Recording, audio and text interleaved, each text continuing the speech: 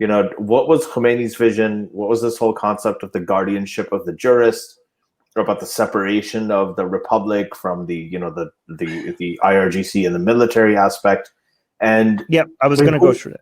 Yeah, and typically, I think if they have the assembly of experts, right, that elected, like Khamenei was elected by this assembly of experts, it wasn't the IRGC, right? But it seems like the IRGC is kind of getting in everywhere. So how did that change happen, and why is it being accepted?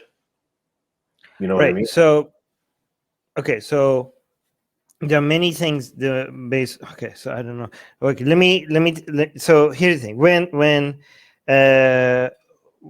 at the beginnings of the 1979 Islamic Revolution, there seemed to be the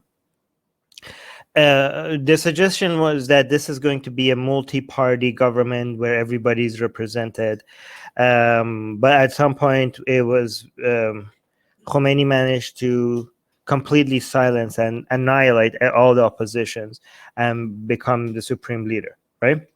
And the way he structured the constitution was made it seem like everybody is being picked by the people, but you can see that the people who choose the supreme leader are picked by the people who the supreme leader chooses. So it's a circular thing. But I don't want to get too much into that.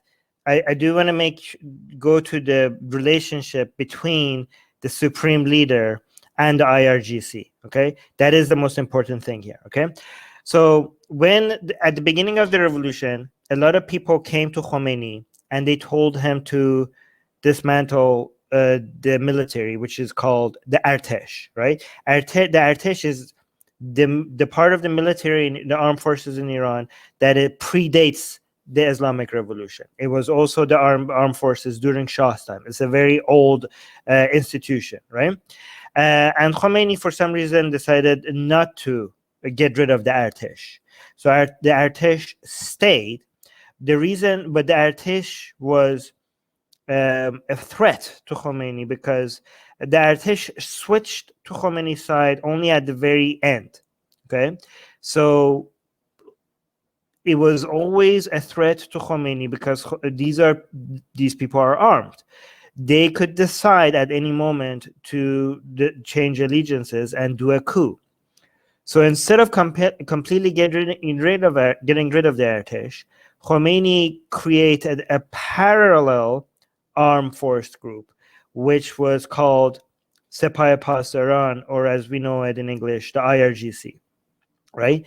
By the way, it's not just IRGC. Almost everything in Iran, every institution, because they didn't do a Gaddafi where they completely dismantle everything, all the institutions that the Shah had, and started from scratch. Because I think they rightly realized that will completely paralyze the country if they do that, right?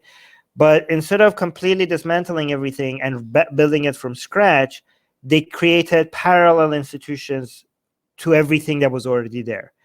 A more idealistic version of it, right? A more religious, fundamental, one that was less about Iran and more about Islam, right? Which is very interesting because if you look at the entire name of the IRGC, there's no mention of Iran in their name, right? And there's no mention of Iran in their mission. It's about Islam, right? But the main point, what the reason why the IRGC was built as a parallel group of armed forces next to the Artesh was an anti-coup measure. That was Khomeini's main reason why he decided to make the IRGC, right?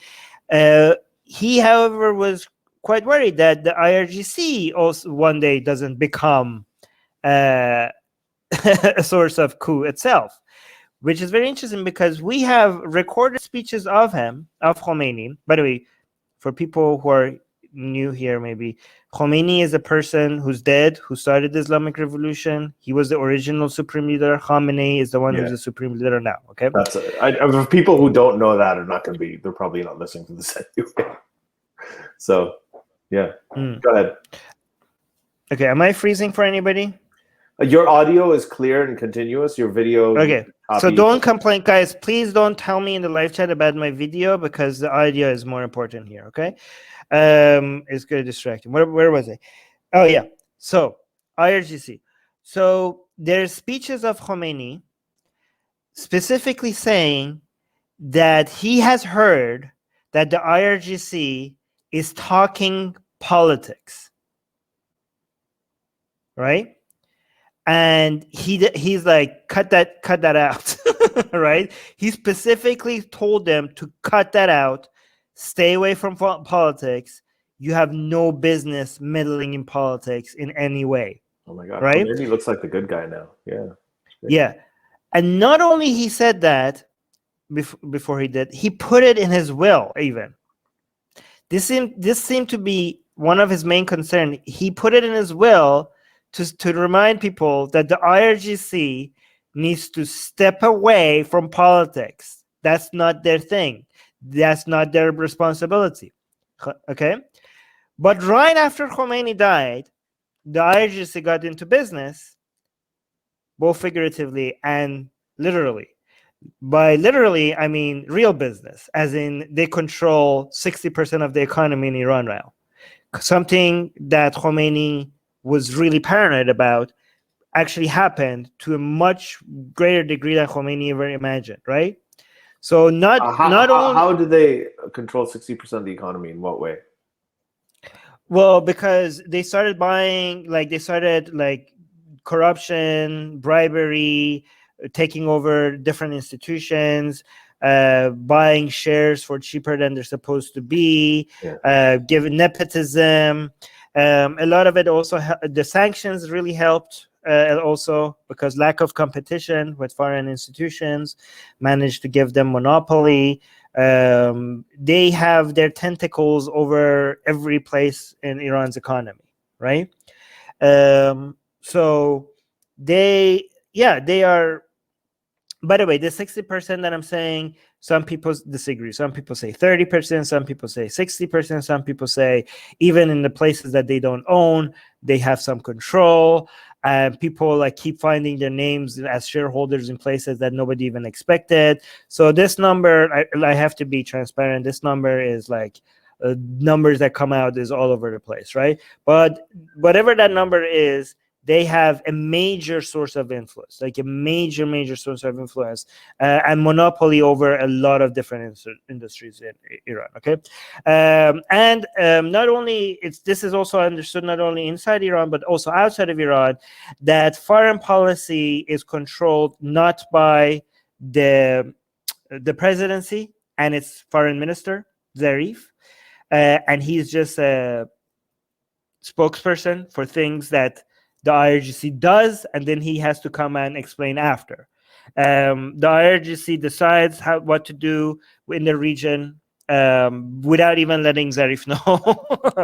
And Zarif has to come and try to figure out what to tell the world after he sees that something is happening on the news wrong with the rest of the world. So basically, when it comes to foreign policy, we can see that it's the IRGC that decides what Iran does outside of its borders, which is completely outside of control of the foreign ministry or the presidency as a whole, right?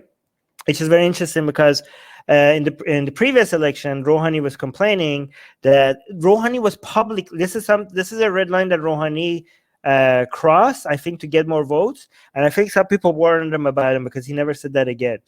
He said the people who own the guns are the people who are controlling everything, right? A country cannot be run like this, right? And he was basically subtweeting the IRGC, without saying IRGC, is saying they control everything. What are we supposed to do, right? Hey guys, if you want to join these streams live, get your comments and questions read by Ali and Armin and the guests, and most importantly, to get full access to the full video versions of all these episodes, become a patron. Link in the description below.